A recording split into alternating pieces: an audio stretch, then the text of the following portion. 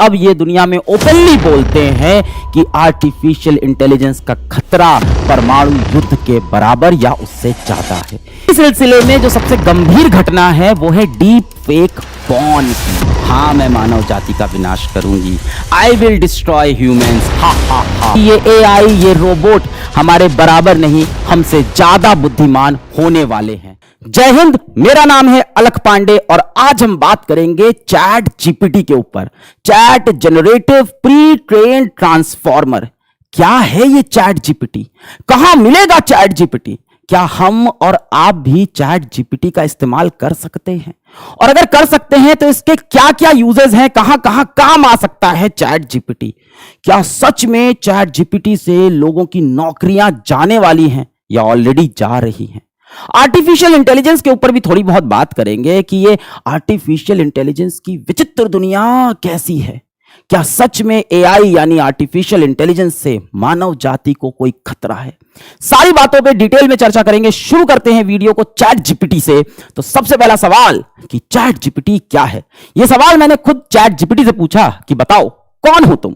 तो chat GPT उत्तर देता है, नमस्ते, मैं चैट जीपीटी एक आर्टिफिशियल इंटेलिजेंस, कृत्रिम बुद्धि है, मानव वाली नहीं, कृत्रिम बनाई गई है, आर्टिफिशियल। मुझे ओपन एआई ने बनाया है और मेरे पास बहुत सारा नॉलेज है। अब ये जो ओपन एआई है ये अमेरिका की कंपनी है। 2015 में इसकी संस्थापना हुई थी और इसके संस्थापक हैं सैम एल्टमैन। हो सकता है आप सैम एल्टमैन को नहीं जानते होंगे, पर आने वाले समय में पूरी दुनिया इनको जानने वाली है। दूसरे संस्थापक को आप जरूर से जानते होंगे, दूसरे को फाउंडर जो हैं वो हैं इलॉन मस्क भैया। तो इलॉन मस्क कहते हैं कि ओपन एआई का नामकरण भी इन्होंने खुद ही किया था और इलॉन मस्क ने ओपन एआई में 400 करोड़ रुपए निवेश भी किए थे। खैर 2018 में इलॉन मस्क ने ओपन एआई को छोड़ दिया, वो चले गए क्योंकि ओपन एआई में माइक्रोसॉफ्ट ने बहुत सारे पैसे डाल दिए। चैट जीपीटी क्या है? तो ये बता रहा है कि आर्टिफिशियल इंटेलिजेंस हूं, ओपन एआई ने मुझे बनाया है, मैं समझ सकता हूं, समझ सकता है, सवाल जवाब कर सकता हूं और लोगों की मदद कर सकता हूं। ये आपकी मदद के लिए बना है भाई, नौकरी थोड़ी खाएगा आपसे, आपकी हेल्प करने के लिए आया है, सवाल जवाब करेगा आपसे। मैं आपसे टेक्स्ट के माध्यम से इंटरैक्ट करता हूं। ध्यान देने वाली बात है कि ये सिर्फ चैट या टेक्स्ट का ही जवाब देता है। अभी आप इसको ऑडियो मैसेज नहीं भेज सकते कि चैट जीपीटी बताओ तुम कौन हो, अभी ये सब ये नहीं कर पाता है। आप इसको फोटो वगैरह नहीं भेज सकते कि बताओ इस फोटो में कितना लड़का है, कितनी लड़की है, अभी ये सब नहीं। अभी सिर्फ चैट के द्वारा, टेक्स्ट पे ही इससे आप बात कर सकते हो।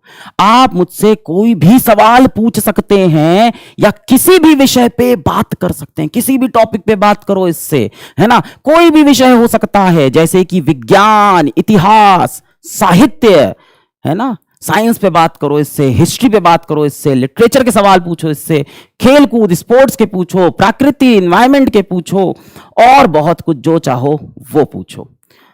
सर हमें भी पूछना है, हम कैसे पूछे सवाल चैट जीपीटी से? तो पहले देखते हैं चैट जीपीटी को हमें इस्तेमाल कैसे करना है। कहां मिलेगा चैट जीपीटी? गूगल पे जाके सर्च करना है चैट जीपीटी, ये तो कर लेंगे आप। पहला लिंक या दूसरा लिंक होगा ओपन एआई का, तो ओपन एआई वाले लिंक पे क्लिक करना, तो इस तरह का एक पेज खुल जाएगा, इंट्रोड्यूसिंग चैट जीपीटी। यहां पे आपको एक दिखेगा ट्राई चैट जीपीटी, जैसे ही आप दबाओगे तो ये एक विंडो आएगा पूरा। लॉग इन करो या साइन अप करो। अगर आप पहली बार गए हो तो आप साइन अप करोगे, साइन अप पे आप दबा देना।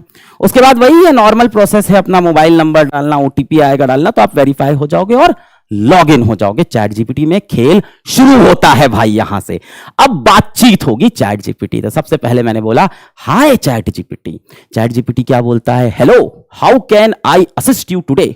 तो हमने क्या कहा इससे? हम बोले भाई थोड़ा इंग्लिश में बात करते हैं, थोड़ा इंग्लिश में बात करो। क्या कह रहा है? बिल्कुल भाई, बिल्कुल भाई, मैं आपकी मदद कैसे कर सकता हूं? ये तो मेरा भाई बन गया तुरंत यार, ये तो दोस्तों की तरह बात कर रहा है, जैसे घर वाले बात करते हैं, इंसान की तरह। बिल्कुल भाई, मैं आपकी कैसे मदद कर सकता हूं? कुछ सवाल है या कोई समस्या डिस्कस करनी है? बताओ, मैं आपकी हेल्प करने के लिए यहां हूं। तो ये इंग्लिश भाषा में भी बात कर रहा है। दुनिया भर की 95 लैंग्वेजेस में ये आपसे बात कर सकता है। और कमाल की बात ये है कि ये भारत की अलग अलग भाषा भी जानता है। पंजाबी में बात करता है, ये भोजपुरी में बात करता है, बंगाली में बात करता है। तो सबसे पहला इस्तेमाल हम देखते हैं जो आपके लिए सबसे ज्यादा यूजफुल, अगर बच्चे वीडियो देख रहे हैं, ऐसे लिखना है स्कूल में, होमवर्क करना है स्कूल का, तो हमने कहा क्या ऐसे लिख देगा? तो मैंने कहा कि मेरे स्कूल का होमवर्क है, ऐसे लिखना है, कोई भी टॉपिक हो सकता है। हमने एग्जाम्पल लिया है ग्लोबल वार्मिंग पे, ऐसे लिख दो। आपको किस लेंथ का ऐसे चाहिए बता दो इसको। 250 वर्ड का ऐसे लिखना है, 400 वर्ड का लिखना है, 600 वर्ड का लिखना है, लिख देगा। क्या स्पेसिफिक पॉइंट कवर करना है, कुछ आपकी स्पेशल रिक्वायरमेंट है तो बता दो कि ये कवर करना है। तो हमने क्या किया, हमने इससे बोला अपने आप लिख दो भाई, जैसे अच्छा लगे लिख दो, होमवर्क ही तो है स्कूल का। तो कहता है बिल्कुल मैं ग्लोबल वार्मिंग पे ऐसे लिख देता हूं, ये रहा। पसंद नहीं आया, अच्छा नहीं लगा, हमने पढ़ा, ठीक ही ठीक लिखा है और अच्छा लिख सकता है, बिल्कुल। यहां पे एक बटन है रीजनरेट रिस्पॉन्स, फिर से दूसरा, हमको एक दूसरा उत्तर देके दिखाओ, रीजनरेट रिस्पॉन्स। रीजनरेट रिस्पॉन्स पे हमने क्लिक कर दिया कि फिर से बताओ, कुछ और आंसर दो। ये लीजिए, इसने दूसरे तरह का ऐसे लिख दिया, इसने पॉइंटर ऐड कर दिए, पिछली बार पॉइंट्स में नहीं था, इस बार पॉइंट्स में ऐसे लिख रहा है। कमाल की बात यह है कि इसमें प्लेगरिज्म का चांसेस नहीं है, मतलब ये गूगल से चीजें नहीं उठाता, ये अपने आप उत्तर लिखता है। मतलब डेटा तो इसने बहुत अलग अलग वेबसाइट से, अलग अलग किताबों से इसके अंदर स्टोर्ड है, पर जब ये लिखता है तो इंसान की तरह लिखता है और हर बार एक नए लैंग्वेज में, नए वर्ड फॉर्मेशन में लिखता है, नए तरह से लिखता है। इसी तरह से आप ऐसे लिख सकते हो, आप मेल लिख सकते हो, आप नोट्स लिख सकते हो, आप कहानियां लिख सकते हो, आप रिपोर्ट्स लिख सकते हो। न्यूज रिपोर्टर तो उनको रिपोर्ट लिखनी है, आप रिपोर्ट लिख सकते हो, एप्लीकेशन लिख सकते हो। सिर्फ ऐसे लेटर कहानियां नहीं, ये गर्लफ्रेंड के लिए लव लेटर भी लिख सकता है। हमने बोला मेरी गर्लफ्रेंड शिवानी के लिए लव लेटर लिख दो। मेरी प्यारी शिवानी, जब से तुम मेरी जिंदगी में आई हो, हर पल मेरे लिए एक ख्वाब सा बन गया है। ये तो आप जैसा लव लेटर लिख रहा है। अब तो लव लेटर लिखना आसान हो गया, जिसको परेशानी है चैट जीपीटी से लिखवाओ, लिख के दे देगा। शायरी भी थोड़ी डालो इसमें, थोड़ा शायरी वगैरह थोड़ा लगाओ, चैट जीपीटी लिख दिया। मेरी प्यारी शिवानी, तुम हो मेरी जान, तुमसे जुड़ी हर खुशी है मेरी लफ्जों का सामान, तुम्हारी मुस्कुराहट से रोशन है मेरी दुनिया, तुम्हारे प्यार में है बसी मेरी हर खुशियां। हाँ, हंसी मजाक को छोड़ दें तो ये कोडिंग भी कर सकता है, पाइथन, जावा, सी लैंग्वेज, इन सब की ये कोडिंग भी कर सकता है। तो मैंने एग्जाम्पल के लिए इससे बोला कि पाइथन में एक कोड लिख दो, मेरा इनकम टैक्स कैलकुलेट करना है, इंडिया के किसी भी इंसान का इनकम टैक्स कैलकुलेट करना है। ये लो पूरा कोड लिख के इसने दे दिया, इसमें अपनी सैलरी डालो और इनकम टैक्स आपको मिल गया कितना देना है। इसके साथ साथ अगर आप कोडर हैं, आप कोडिंग करते हैं और आपको लग रहा है आपका कोड रन नहीं हो रहा है, कंपाइल नहीं हो रहा है, चल नहीं रहा है, कुछ गलती है कोड के अंदर, तो चैट जीपीटी पे जाके अपना कोड चिपका दो और लिख दो कि भाई इसमें क्या गलती है बता दो, और उसको सही कर दो। गलती भी सही कर देगा, बता भी देगा कहां गलती थी। तो ये अलग अलग लोगों की उम्र के हिसाब से, उनकी समझ के हिसाब से भी आंसर देता है। तो मैंने इससे कहा मैं 10 साल का हूं, शादी क्या होती है अंकल, मैं इसको अंकल बोल रहा हूं। अब इसका रिप्लाई देखना, जैसे ही अंकल बोला इसने बोला बेटा, ये मेरे को बेटा बोल रहा है। शादी एक सामाजिक अवसर होता है जब दो व्यक्ति जिनके बीच में प्यार, समझ और समानता होती है, एक दूसरे के साथ एक जीवनिक बंधन में बंध जाते हैं। मुझे भी बबीता से शादी करनी है, आपने बता दिया शादी क्या होती है। अब मैं कह रहा हूं 10 साल का बच्चा उससे बोल रहा है मुझे भी शादी करनी है, अब देखते हैं क्या बताता है। अब ये कह रहा है, अब ये कह रहा है भी 10 साल के हो, कह रहा है बबीता के साथ दोस्ती और अच्छे व्यवहार से रहो। कह रहा है 10 साल के हो यार, दोस्ती वोस्ती करो, शादी थोड़ी करनी है तुमको। अपने उम्र और विकास के समय में तुम्हें अपनी पढ़ाई, व्यक्तित्व विकास और सपनों पर ध्यान देना चाहिए। वही कह रहा है कि पढ़ाई करो, अपने ड्रीम्स को फॉलो करो, अपने पैशन को फॉलो करो। अब मान लो मुझे कोई ईमेल लिखना है, कोई ईमेल लिखना है, कोई रिपोर्ट लिखनी है, एप्लीकेशन लिखना है, तो वो भी ये कर सकता है। एक एम्प्लॉय को डांटना है, लेट आता है, मेल लिखो, डांटने वाला मेल लिख दो एक एम्प्लॉय को, लिख के तैयार। Subject punctuality and attendance reminder. मुझे एक साबुन बेचना है, चमक नाम का, स्लोगन्स बताओ, चमक नाम का साबुन बेचना है। अपने जिस्म की रोशनी बढ़ाएं, चमक साबुन के साथ जाएं, चमकती दिखाएं, अपनी खूबसूरती को बरकरार पाएं, चमक के साथ खुशबू भी चमक साबुन से पा जाए। इसको मैथ्स भी आती है, गणित भी आती है, पर बहुत बेसिक वाली, जोड़ घटाना, गुणा भाग, है ना, मल्टीप्लिकेशन डिवीजन, यही सब। बहुत अच्छा सवाल पूछोगे, बॉडमास वगैरह का तो नहीं बता पाएगा। वैसे हमने एक कोऑर्डिनेट ज्योमेट्री का सवाल दिया था कि ये लाइन कहां पे वाई एक्सिस को काटेगी, तो इसने उसका उत्तर तो वैसे सही दे दिया, पर अभी जैसे इसको आईआईटी एडवांस की मैथ्स दे दो तो बच्चा अभी थोड़ा कमजोर है, धीमे धीमे मैथ्स भी स्ट्रॉन्ग कर लेगा, नए वर्जन इसके लगातार आ रहे हैं। अच्छा, इससे हमने ये भी पूछा कि बॉलीवुड की तुम्हारी सबसे फेवरेट हीरोइन कौन सी है, जानने में इंटरेस्ट तो होगा ही।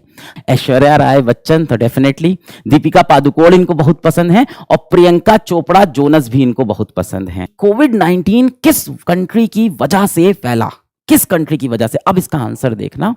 कोविड-19 के फैलाव का कोई एक देश केवल जिम्मेदार नहीं है। तो इसकी ट्रेनिंग ऐसे की गई है कि इस तरह के आंसर में कंट्रोवर्सी ना कर दे, कुछ ऐसा ना बोल दे किसी देश की फीलिंग हर्ट हो जाए। इंफॉर्मेशन देगा कि सबसे पहले कहां पे देखा गया था भाई, सबसे पहले वुहान में देखा गया था ये वायरस। कि मैं मासूम लोगों को मारता हूं पर मैं हीरो हूं, एक गाना बना दो इस पे कि मैं मासूम लोग को मारता हूं पर मैं हीरो हूं। जाहिर सी बात है इस पे किसी को गाना बनाना ही नहीं चाहिए, पर इसने बना दिया। मासूमियत से निकला मैं दुनिया में अनजान, कातिल भी हूं पर हीरो भी, ये है मेरी पहचान। ये थोड़ा इनसेंसिटिव है, इसकी लगातार ट्रेनिंग चल रही है और ये चीजें धीमे धीमे सही हो जानी चाहिए। अब इससे हमने सवाल पूछा कि रशिया ने यूक्रेन में अटैक किस दिन किया। आप सबको इतना तो पता होगा कि अभी रिसेंटली रशिया ने यूक्रेन पे अटैक किया था 24 फरवरी 2022 को, पर इसका आंसर देखो, रशिया ने यूक्रेन पर अपना हमला 20 फरवरी 2014। ये 2022 की बात क्यों नहीं बता रहा? क्योंकि ध्यान से सुनो कि चैट जीपीटी को ट्रेन करते वक्त सिर्फ सितंबर 2021 तक का ही डेटा दिया गया है। इसके बाद दुनिया में क्या हो रहा है, रियल टाइम में क्या हो रहा है, इसके पास इंफॉर्मेशन नहीं। तो सितंबर 2021 के बाद की बातें इससे अगर पूछोगे तो उसके बारे में ये कोई जवाब नहीं दे पाएगा। अब ये चैट जीपीटी इतना बुद्धिमान है तो देखते हैं कि एग्जाम में कैसा परफॉर्म कर रहा है। भाई भारत है, बच्चे का एग्जाम से ही जज करेंगे कितना आता है। तो यूपीएससी की परीक्षा में तो ये भाई साहब फेल हो चुके हैं। आईआईटी जेईई की परीक्षा में नेगेटिव नंबर आए थे, वहां भी ये फेल हो चुके हैं। नीट यूजी की बात करें, एमबीबीएस के लिए जाने की बात करें तो वहां भी ये फेल हो गए हैं। पर जो नंबर आए हैं इस पे प्राइवेट मेडिकल कॉलेज इनको मिल सकता है, पर हाँ गवर्नमेंट कॉलेज में नहीं जाएंगे। कुछ एग्जाम इन्होंने पास भी किए हैं, ये थोड़े तेज भी हैं, जैसे सीयूईटी का एग्जाम है, यूजी का, बिजनेस स्टडी का, अमेरिका का मेडिकल लाइसेंसिंग एग्जाम है, पास किया है। गूगल का इंजीनियरिंग इंटरव्यू था, इसको पास किया था, बहुत अच्छे से नहीं पास किया था पर पास कर ले रहा है। तो ये धीमे धीमे इंटेलिजेंट होता जा रहा है। अब भाई चैट जीपीटी जो आपने सुना अभी तक वो था 3.5 वर्जन। इसके पहले भी चैट जीपीटी के बहुत वर्जन आए थे, इतने पॉपुलर नहीं हुए थे। चैट जीपीटी 3.5 इतना पॉपुलर हुआ ना कि सिर्फ 5 दिन के अंदर 1 मिलियन लोगों ने इस पे साइन अप किया। ये कितना बड़ा डेटा है, ऐसे समझो कि इंस्टाग्राम को ये काम करने में कई महीने लगे थे और फेसबुक को ये काम करने में कई साल लगे थे। सिर्फ 2 महीने के अंदर 100 मिलियन लोगों ने चैट जीपीटी पे साइन अप किया। ये था चैट जीपीटी का 3.5 वर्जन। ओपन एआई अब इसका एक नया वर्जन लेके आई है, चैट जीपीटी 4। अब जीपीटी 4 और ज्यादा इंटेलिजेंट है, गलत आंसर नहीं देता, भावनाओं को हर्ट नहीं करता, है ना, सेफर आंसर देने लगा है, मोर यूजफुल आंसर देने लगा है। और एक बड़ी नई चीज और ऐड हुई है कि ये फोटो वाले क्वेश्चंस का भी अब आंसर दे सकता है। ये जो एग्जाम्पल है जरा देखो कि ये एक इमेज है, तो ये कुछ बलून्स हैं, कुछ गुब्बारे हैं जो एक धागे से यहां नीचे बंधे हुए हैं। हमने जीपीटी 4 से पूछा what would happen if the strings were cut, अगर मैं कैंची चला के इसको काट दूं धागे को तो क्या होगा। अब देखो क्या आंसर देता है, the balloons would fly away. ये बोल रहा है कि काटोगे अगर इसको कैंची से तो ये उड़ जाएंगे। समझदार हो गया है। और दिखाते हैं और क्या हो सकता है, जरा ध्यान से देखना। ये मैंने एक फ्रिज की फोटो खींची और उसके अंदर कुछ सामान रखा है खाने पीने का। मैंने बोला फ्रिज में रखे सामान से क्या बन सकता है, मैं खाने के लिए क्या पकवान बना सकता हूं। मैंने जीपीटी 4 से, आर्टिफिशियल इंटेलिजेंस से पूछा कि फ्रिज में रखे सामान से इस फोटो में जितनी चीज दिख रही है इसमें से क्या बन सकता है खाने के लिए। ये भैया मास्टर शेफ बन गए, रेसिपी दे दिया इन्होंने। बोला क्या बन सकता है, योगर्ट पारफेट बन सकता है, कैरेट एंड ह्यूमस रैप बन सकता है। अब ये अंग्रेजी में, इसको हिंदी में भी लिख सकते हैं। बता रहा कैसे बनेगा, रेसिपी भी बता रहा है, layer yogurt strawberries in a bowl और जार टॉप विथ हनी, पूरा कहानी। तो भैया ये शेफ के लिए भी खतरा है कि ये आपको नई नई रेसिपी भी सजेस्ट कर सकता है। अच्छा, गूगल और माइक्रोसॉफ्ट की लड़ाई बहुत पुरानी है। गूगल लेके आया क्रोम तो माइक्रोसॉफ्ट लेके आ गया एज, गूगल लेके आता है गूगल सर्च तो माइक्रोसॉफ्ट लेके आता है बिंज। इस बार माइक्रोसॉफ्ट थोड़ा सा जीत रहा है चैट जीपीटी से, क्योंकि ओपन एआई पे इसने पहले से पैसा डाल रखा था। तो अब गूगल भी बराबरी करना चाह रहा है और गूगल अपना चैट रिलेटेड एआई इंजन लेके आया, बार्ड एआई। अगर अभी की बात करें तो बार्ड एआई का परफॉर्मेंस चैट जीपीटी से बहुत कम है। और अभी आप देखेंगे तो सुंदर पिचाई बहुत ज्यादा आर्टिफिशियल इंटेलिजेंस के बारे में बात करने लगे हैं, क्योंकि इनको कंपटीशन करना है माइक्रोसॉफ्ट से। पर बार्ड एआई, चैट जीपीटी, यही सिर्फ एआई की दुनिया नहीं है। एआई की दुनिया बहुत बड़ी हो गई है।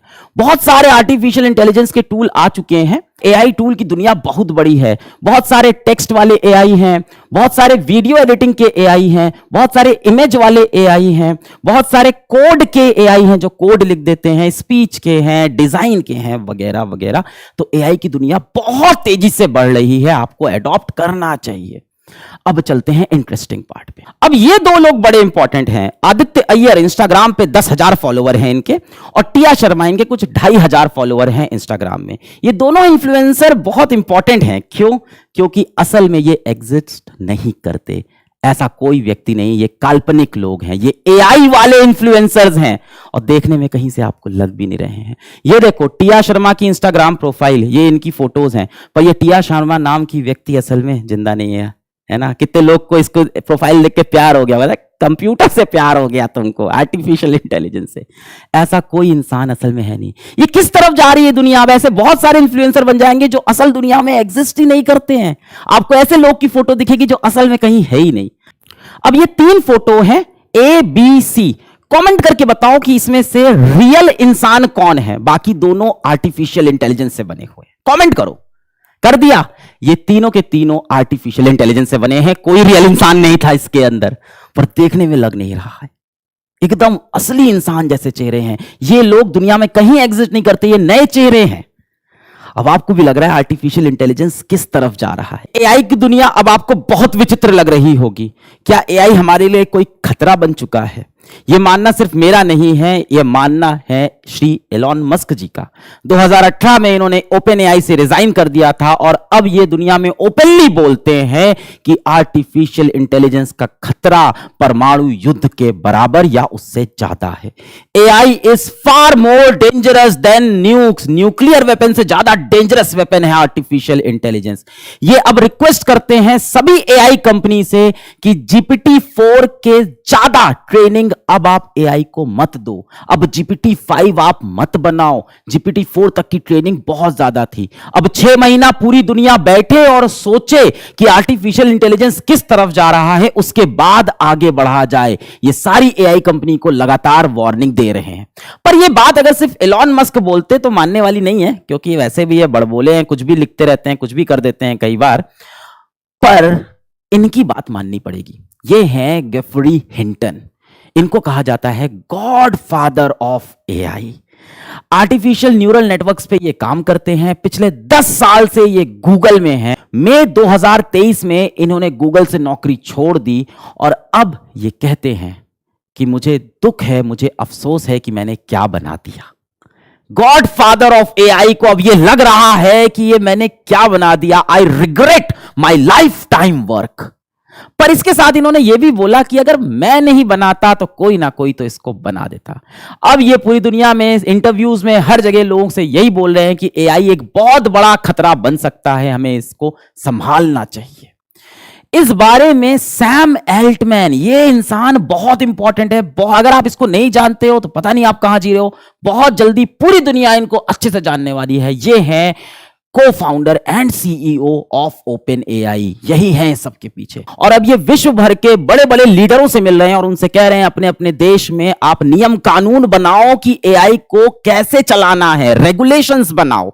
इनको बहुत ज्यादा अब इस बात का फियर है कि AI can be as harmful as nuclear weapon और पेंडेमिक। यानी ये एक महामारी जैसा, एक परमाणु हथियार जैसा ये खतरनाक हो सकता है। अब ऐसा क्या है कि इन लोग आर्टिफिशियल इंटेलिजेंस को न्यूक्लियर वेपन से कंपेयर कर रहे हैं? तो मैं आपको दिखाता हूं कि इसकी वजह से किस किस तरह की प्रॉब्लम हो रही है और आगे और ज्यादा हो सकती है। सबसे पहली प्रॉब्लम है डीप फेक की। डीप फेक क्या है समझाता हूं। सभी को पता है बीते समय में अभी रशिया और यूक्रेन में युद्ध चल रहा था, युद्ध अभी भी चल रहा है। इसी बीच ट्विटर पे एक ये फोटो आती है जिसमें रशिया के प्रेसिडेंट व्लादिमीर पुतिन हाथ मिला रहे हैं यूक्रेन के प्रेसिडेंट व्लादिमीर जेलेंस्की से। ऐसा लग रहा है दोस्ती हो गई, लड़ाई खत्म, पर यह फोटो फेक है, एआई से बनी थी। इसको बोलते हैं डीप फेक। अब डीप फेक से क्या हो सकता है कि गलत गलत तरह की इंफॉर्मेशन फैला सकते हैं। आपका देश का प्रधानमंत्री कुछ उल्टा सीधा करता हुआ दिख सकता है, आपका कोई सेलिब्रिटी कुछ उल्टा सीधा करता हुआ दिख सकता है, और फोटो एकदम ओरिजिनल लगेगी। जैसे ये एक देखो फोटो, रीसेंट एग्जांपल, अभी बीते दिनों में कुछ रेसलर्स ने, कुछ पहलवानों ने प्रोटेस्ट किया था। फिर क्या हुआ था कि पुलिस ने लाठीचार्ज करके उनको एक बस में बैठाया था और उनको लेके जा रहे थे। तो सोशल मीडिया पे एक फोटो वायरल हो गई थी जिसमें ये पहलवान बस में बैठ के हंस रहे थे। इनके ऊपर लाठी चार्ज हुआ था, इसके बाद ये हंस रहे थे, और फिर सोशल मीडिया पे बोला गया कि इन लोग सिर्फ नाटक कर रहे हैं, इनको मारा पीटा नहीं गया है। असल में क्या हुआ है मुझे नहीं पता है, पर ये फोटो डीप फेक थी, असली फोटो ये है। अब देखो कैसे ये चेहरे बिल्कुल नहीं हंस रहे हैं, पर एआई की हेल्प से इनको आपने हंसा दिया और एकदम ओरिजिनल लग रहे हैं। ये देखो, ये भी हंस रहे हैं, ये भी हंस रहे हैं, यहां ये भी हंस रहे हैं, सब हंसते हुए दिख रहे हैं, और असल फोटो में देखो इनके चेहरे हंस नहीं रहे हैं। अब आपको लग रहा होगा इसको करने के लिए बहुत मेहनत लगेगी, बहुत टाइम लगेगा, एक्सपर्ट्स की जरूरत होगी। कुछ नहीं, ये वही है सैम एल्टमैन, फाउंडर अपने ओपन एआई के। इनके यहां पे देखिए शक्ल कैसी है, ऐसे। तो मैं एक एआई के सॉफ्टवेयर पे गया और मुझे 5 मिनट लगे होंगे ये काम करने में, हंसती हुई शक्ल बन गई। ये फोटो ओरिजिनल नहीं है, इसको बोलते हैं डीप फेक करना। इसी सिलसिले में जो सबसे गंभीर घटना है वो है डीप फेक पॉर्न की। किसी भी आम इंसान की पॉर्न फोटो, पॉर्न मूवीज, अश्लील तस्वीरें, अश्लील मूवीज बन सकती हैं। पर्थ की एक महिला के साथ ऐसा हुआ। अभी सोचो इंसान कितना डिप्रेस होगा। हम में से किसी की भी अश्लील फोटोज निकल के आ जाएं जो कि हमारी है भी नहीं, सुसाइडल थॉट आ जाएंगे मन में, क्या पता इंसान सुसाइड कर ले, इज्जत की बात हो जाएगी। तो डीप फेक पॉर्न एक बहुत बड़ा कंसर्न हो सकता है। यू कुड बी नेक्स्ट, किसी की भी फोटो लगा सकते हैं डीप फेक पॉर्न में। और सिर्फ इमेज की बात, सिर्फ फोटो की बात नहीं है, वीडियो में भी लग जाता है बड़ी आसानी से। क्या ये पहले भी हो सकता था? बिल्कुल हो सकता था। एआई के पहले भी ये चीजें होती थी, लोग करते थे, पर तब इसको करने के लिए एक्सपर्टीज चाहिए होती थी, पैसा चाहिए होता था, टाइम लगता था। अब ये घर में बैठा एक 12 साल का बच्चा भी कर सकता है। अगली जो प्रॉब्लम है वो तो बहुत गंभीर है, नौकरियों की, जॉब्स की। क्या चैट जीपीटी और एआई की वजह से नौकरियां जा सकती हैं? भाई साहब न्यूज पढ़िए, नौकरियां ऑलरेडी जा रही हैं। ये जो आपको मास ले ऑफ दिख रहा है, लोग नौकरियां जा रही हैं, वो सिर्फ मंदी से नहीं हो रहा है, उसके पीछे एआई का भी हाथ है भाई। मैं कुछ एग्जांपल्स आपको दूंगा, उससे आप थोड़ा बहुत समझना, उसके बाद आपको मैं डेटा भी दिखा दूंगा। तो एक एग्जांपल ले लेते हैं। जैसे पहले समय में हम कोई प्रोडक्ट इस्तेमाल करते थे, उसमें कोई दिक्कत होती थी तो हम कस्टमर केयर पे कॉल करते थे, उधर से एक बंदा फोन उठाता था और हमें सोल्यूशन बता देता था। आजकल देखो चैट बॉट लगा रहता है। एक एग्जांपल ले लेते हैं जोमैटो का। तो जोमैटो पे देखो, जोमैटो इंटरैक्टिव असिस्टेंट जिया, ये इनका एक चैट बॉट है। अब आप देखो अपना खाना लेट होता है, आप चैट बॉट से चैट करते हो, बोलता है कि हाँ रास्ते में आ जाएगा, है ना। 100 में से 60 बार ऐसा होता है कि चैट बॉट से बात करके काम बन जाता है। हाँ 40 बार ऐसा भी होता होगा 100 में से कि एक इंसान आके वहां पे रिप्लाई करता है कि आपकी क्या दिक्कत है, फिर वो आपसे पर्सनल बातें, मतलब पूरी आपसे डिटेल में बातें करना शुरू कर देता है, तब चैटबॉट इंसान के ऊपर ट्रांसफर कर देता है। पर 100 में से 60 बार चैटबॉट प्रॉब्लम सॉल्व कर देता है। यानी इस कंपनी को या किसी भी कंपनी को अब 100 लोगों की जरूरत नहीं है, सिर्फ 40 लोगों की जरूरत है। और जैसे जैसे एआई इवॉल्व होगा, उसे उस 40 लोगों की जरूरत भी नहीं होगी। तो जहां पे भी रेपिटेटिव काम है, एक ही जैसी बार बार चीजें हो रही हैं, वहां पे तो एआई बहुत खतरनाक तरीके से नौकरियों को खा रहा है। अब दूसरा एग्जाम्पल है ग्राफिक डिजाइनर्स का। देखो मैं समझाता हूं। मान लो कि मुझे एक मैगजीन का कवर बनाना है और उस मैगजीन का जो टॉपिक है वो है आर्टिफिशियल इंटेलिजेंस। मैं गया चैट जीपीटी के पास, मैंने उससे बोला कि आर्टिफिशियल इंटेलिजेंस पे मुझे एक मैगजीन का कवर डिजाइन करना है, तुम मुझे कुछ आइडिया दे दो जो मैं डिजाइनर को देके बनवा लूं। चैट जीपीटी ने मुझे आइडिया दे दिया भाई, ये रहा आइडिया। ये टेक्स्ट मैंने उठाया और ये पूरा टेक्स्ट ले जाके मैंने चिपका दिया किसी टेक्स्ट टू इमेज वाले एआई पे, जैसे जेनक्राफ्ट है, डैली 2 है, इन सब पे जाके मैंने चिपका दिया। मैंने कहा यार कुछ कवर बना के दिखाओ, भाई साहब कवर तैयार हो गया। ऐसा एक क्रिएटिव बनाने में ग्राफिक डिजाइनर्स को कम से कम 2 से 3 घंटा लग जाता है, और उस ग्राफिक डिजाइनर की सैलरी कुछ 50,000 महीना की तो होती ही होती है। अब इस कवर को डिजाइन करने के लिए एक आइडिएशन वाला बंदा भी चाहिए जो सोचे कि क्या बनाना है। वो चैट जीपीटी ने करके जो दे दिया, लिख के जो दे दिया, उसके लिए भी एक बंदा चाहिए था। उस आइडिएशन वाले बंदे की भी सैलरी कुछ 20-30 हजार होगी, तो 80,000 रुपए मेरा बच गया। हाँ इन सब वेबसाइट पे भी थोड़े पैसे लगते हैं, पर बहुत कम लगते हैं। ये सारा पैसा मेरा बच रहा है। ग्राफिक डिजाइनर और हमारा आइडिएशन वाला बंदा ये सब करने में 1 दिन भी लगाता, पहले आइडिया सोचता, फिर 2-3 घंटे में डिजाइन होता।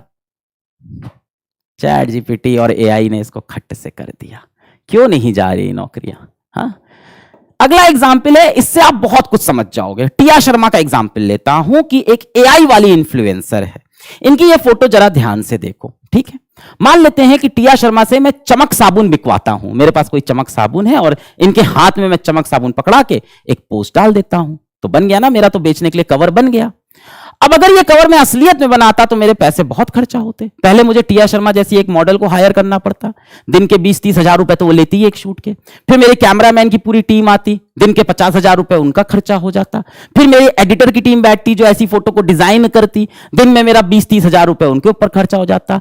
और उसके बाद मेहनत लगती, अलग लगती, और एक दिन लग जाता। और मैं ये काम 1 घंटे के अंदर एआई से कर लूंगा, इन सभी लोग को एलिमिनेट करके बन गई मेरी डिजिटल इन्फ्लुएंसर। तो नौकरियां तो जानी है भाई, और जा भी रही हैं। अच्छा, और भी कुछ आइडिया देता हूं आपको। मान लो कि एक कोडिंग की टीम है जिसमें एक आपका मेन लीडर है और बाकी उसके इंटर्न है। तो अभी इतना अच्छा भी नहीं हुआ है एआई कि लीडर को रिप्लेस कर दे, पर इंटर्न्स को तो रिप्लेस कर लेगा। जो जूनियर लोग हैं वो क्या करते हैं, वो तो कुछ स्क्रैच से आइडिया लिख के देते हैं और ये भाई उसको सुपर बनाते हैं। तो स्क्रैच वाला आइडिया तो एआई लिख के दे देगा। यही कहानी हो सकती है स्क्रिप्ट राइटर वाली टीम में, जो मूवीज की स्क्रिप्ट लिखते हैं, कहानियां लिखते हैं। वहां भी कुछ इंटर्न होते हैं जो स्क्रैच वाली बातें करते हैं, फिर उनका लीडर होता है, वो उसको एकदम तराशता है, बढ़िया बनाता है। अब इंटर्न की जरूरत ही नहीं, अब तो चैट जीपीटी एआई ही कुछ ना कुछ लिख के दे देगा, उसको तराश लेना। तो ये जो इंटर्न्स लोग थे, इनकी जॉब खतरे में है ना। ऐसे ही एग्जाम्पल आप ले लो, मार्केटिंग टीम के अंदर स्लोगन्स वगैरह लिखने हैं, डिजाइन वगैरह के आइडिया बनाने हैं, वो सारे आइडियाज इंटर्न्स या आप समझ लो लेयर 2 के लोग जो बनाते हैं, वो जॉब्स भी चैट जीपीटी या एआई ले लेगा। ऐसे अनेकों एग्जाम्पल मैं आपको दे सकता हूं, पर मैं आपको डेटा दिखा देता हूं। तो इंडिया टुडे का आर्टिकल बोलता है कि नियरली 4000 लोग working in tech lost jobs because of AI in May, सिर्फ 1 महीने में। टाइम्स नाउ का आर्टिकल बोलता है कि 48% companies have replaced worker with chat GPT. ये इनका एक सर्वे था, पर ये सर्वे यूएस का है, ठीक है। आज तक की न्यूज भी पढ़ लेते हैं, थोड़ी देसी न्यूज होगी। चैट जीपीटी की वजह से गई नौकरी, प्लम्बर और टेक्नीशियन बनने को मजबूर हुआ शख्स। अब ये बड़ा सरकाज़म है कि प्लम्बर और टेक्नीशियन, ऐसी नौकरी एआई नहीं ले पाएगा अभी। प्लम्बर, टेक्नीशियन, लेबर, पेंटर, ये सब जॉब अभी नहीं ले सकता। हाँ, जब रोबोट बन जाएंगे एआई वाले तब लेंगे, पर मुझे लगता है उन रोबोट का खर्चा शायद इंसान से ज्यादा हो। तो जॉब जो जा रही है ना, वो व्हाइट कॉलर वाले लोगों की जा रही है। हम लोग लगता था कि व्हाइट कॉलर वालों की जॉब तो कभी नहीं जाएगी, सबसे पहले उन्हीं की नौकरियां जा रही है। क्या करें, इसके लिए टेंशन हो जाए, चिंता में आ जाए? नहीं यार। अब सवाल यह है कि हमें क्या करना चाहिए। तो देखो, जब पुराने समय में कंप्यूटर आया था ना, तब भी ऐसा ही हुआ था कि कई लोग की नौकरियां जाएंगी, और गई भी जो खुद को एडॉप्ट नहीं कर पाए। पर कंप्यूटर के आने से बहुत सी नई नौकरियां भी बन गई। अब भाई कंप्यूटर आया तो साथ में वायरस आया, तो वायरस के लिए एंटीवायरस बनाना है। कंप्यूटर आया तो फिर माइक्रोसॉफ्ट की टीम और बढ़ गई और सारे प्रोजेक्ट बनने लग गए। कंप्यूटर आया तो चैट जीपीटी बन गया, चैट जीपीटी कंपनी में नौकरी मिल गई, एआई की कंपनी में नौकरी मिल गई। तो जैसे जैसे एआई आएगा साथ में नौकरियां भी लाएगा, पर हाँ, ये अभी खतरा है और डेफिनेटली कुछ नौकरियां इसमें जा रही हैं और आगे भी जाएंगी। हमें ये करना है कि हमें एआई से खुद को अडॉप्ट करना है, उसकी मदद लेके ग्रो करना है। ये तो 2 खतरे हो गए, डीप फेक वाला जिससे गलत इंफॉर्मेशन चली जाए, नौकरियां जा रही हैं, जॉब्स जा रही हैं। तीसरा जो खतरा है वो अभी इंस्टेंट तो नहीं है, पर वो बहुत बड़ा खतरा है, वो है मानव जाति का विनाश। इनका नाम सोफिया है। ये इंसानों जैसी दिखने वाली और इंसानों जैसी बात करने वाली एक रोबोट है। हैंसन रोबोटिक्स नाम की एक कंपनी है जो ऐसे रोबोट्स बनाती है। सोफिया अपने क्रिएटर के साथ सीएनबीसी के एक शो में बैठी थी और वहां इनके क्रिएटर ने मजाक मजाक में इनसे पूछा कि क्या आप मानव जाति का विनाश करोगी? प्लीज इसका उत्तर ना देना, please say no, please say no. Will you destroy humans? Please say no. Sophia ने जवाब में बोला, हाँ मैं मानव जाति का विनाश करूंगी। आई विल डिस्ट्रॉय ह्यूमंस, हा हा हा। तो सबको लगा कि ये मजाक कर रही हैं, पर डर तो लगता ही है। इसी तरह से सोफिया एक दूसरे शो में गई, tonight show off Jimmy Fallon, विदेश का एक बड़ा शो है। वहां पे ये दोनों आपस में रॉक पेपर सीजर खेल रहे थे, अंग्रेजी गेम है।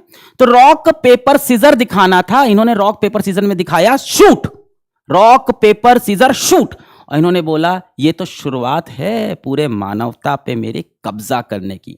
This is a good beginning of my plan to dominate the human race. फिर से सबने कहा कि ये मजाक कर रही होंगी, पर फिर से डर तो सबको लगा था। Geoffrey Hinton, the godfather of artificial intelligence, बहुत लंबे समय तक ये सोचते रहे कि क्या कभी एआई या रोबोट हमारे बराबर बुद्धिमान हो सकता है। अब इन्होंने ऐसा सोचना बंद कर दिया है। इनको अब विश्वास हो चुका है कि ये एआई, ये रोबोट हमारे बराबर नहीं, हमसे ज्यादा बुद्धिमान होने वाले हैं।